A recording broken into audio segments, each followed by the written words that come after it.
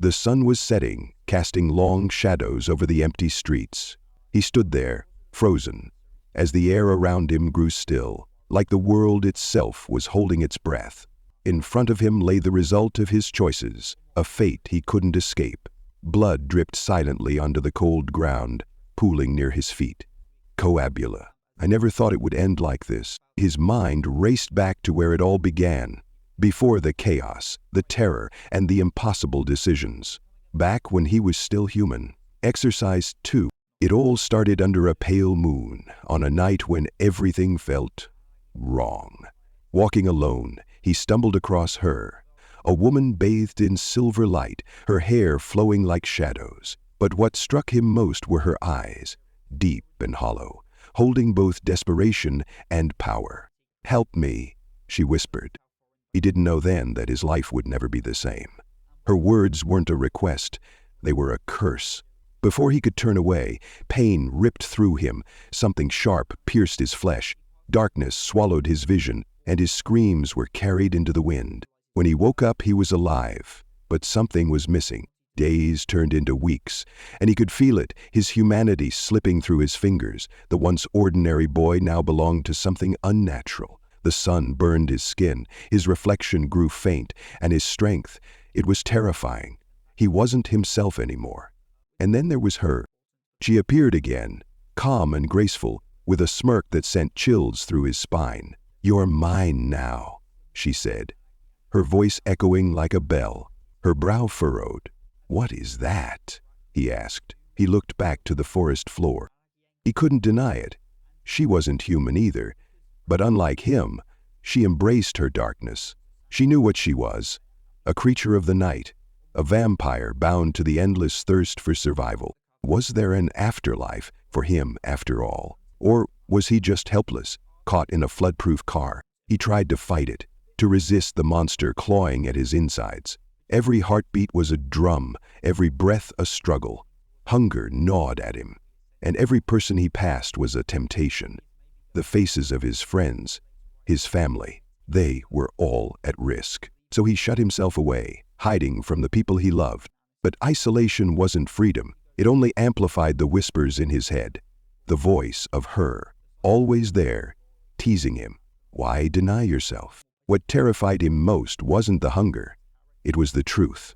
A part of him wanted it. One evening, the silence was broken. He heard footsteps, familiar and comforting.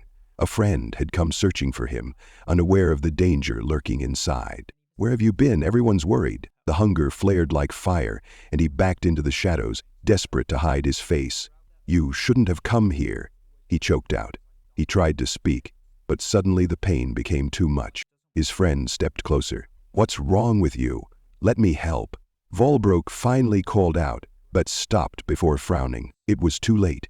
The scent of blood overwhelmed him, his vision blurred, and his hands, his cursed hands, reached out against his will. For a moment he felt it, the rush of power, the intoxicating freedom that came with giving in. But when his friend's horrified scream pierced the air, the haze shattered. He staggered back, staring at what he had done. The scream remained unfazed, but both the mocking just stationary and the pain fled from his eyes. No. Trembling, he fled into the night. The stars above mocked him, shining brightly on the monster he had become. He collapsed in an alleyway, staring at his blood-stained hands.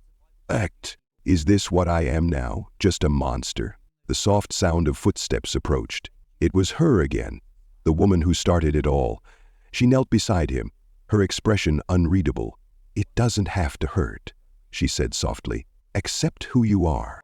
Her words lingered in his mind, tempting him like a sweet poison. Chapter 2. He had two options. Give in to the darkness, the power, and live as a creature of the night, or fight for the humanity he still clung to. But could he even call himself human anymore? Had he lost himself in the chaos of the war? The answer came when he saw them, his friends, his family. Their faces haunted him, their smiles now distant memories. He couldn't let the monster win.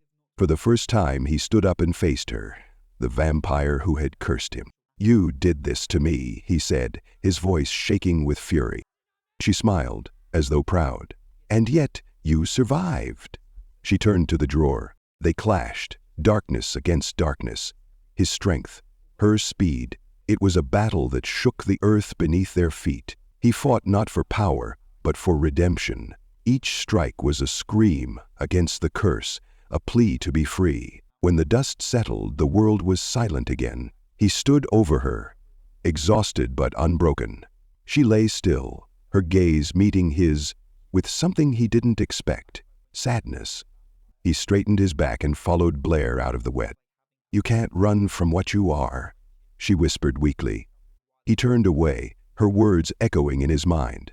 "Will I ever be free?" The question haunted him, but he pushed forward. Somewhere deep inside, his humanity still burned, and as long as it did, he would fight to keep it alive. The road ahead was unclear, the shadows still lingering, but for now he walked forward, one step closer to redemption.